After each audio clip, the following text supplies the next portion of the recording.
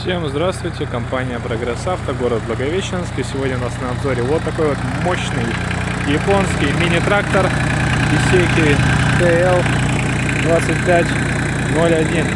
И давайте уже по традиции пойдем от колес. Состояние колес в принципе неплохое. По бокам видим даже ворсинки, растрескиваний, по-моему, не наблюдается от слова совсем. Что у нас по передним колесам? Передние колеса тоже в порядке, также ворсинки по бокам. Колеса практически новые, что не может не радовать. Кстати, обратите внимание на форму колес.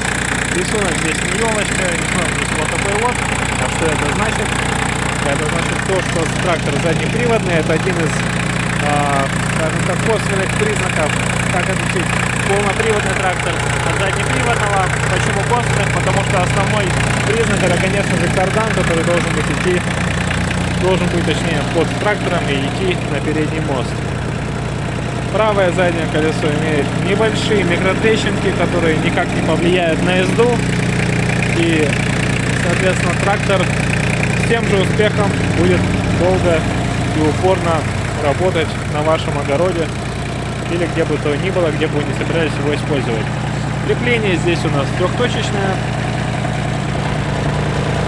Никаких особых, скажем так, примочек здесь не наблюдается. Нет гидроцилиндра, значит гидронастройки с пульта отсутствует, что, конечно же, делает трактор более надежным.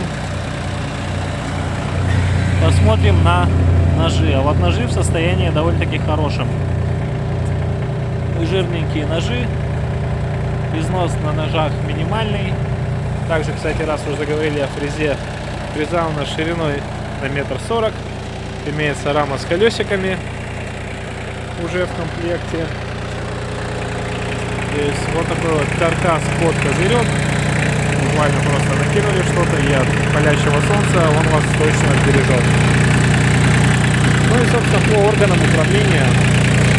Здесь у нас педаль сцепления, глушилка, вал отбора мощности 4-скоростной. Здесь у нас понижайка, подвижная повышенная сварочка. И перейдем к другой стороне.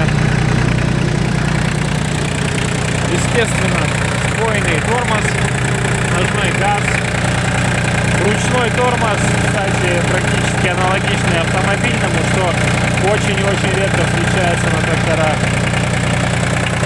Все-таки док-функция есть, я так понимаю, это у нас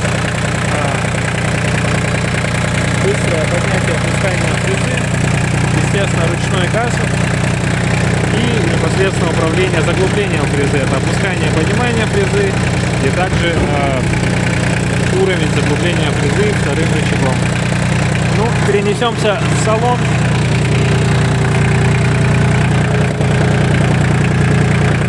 ...938 моточасов наработка данного трактора составляет.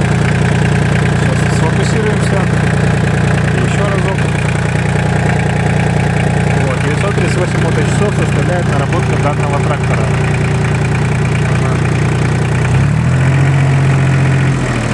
Немножко показывать. Двигатель работает ровно. Обороты набирает бодренько. Можно даже слегка прокатиться, чтобы вы, дорогие подписчики, убедились, что трактор в рабочем состоянии, исправный. Вот, идем вперед и назад.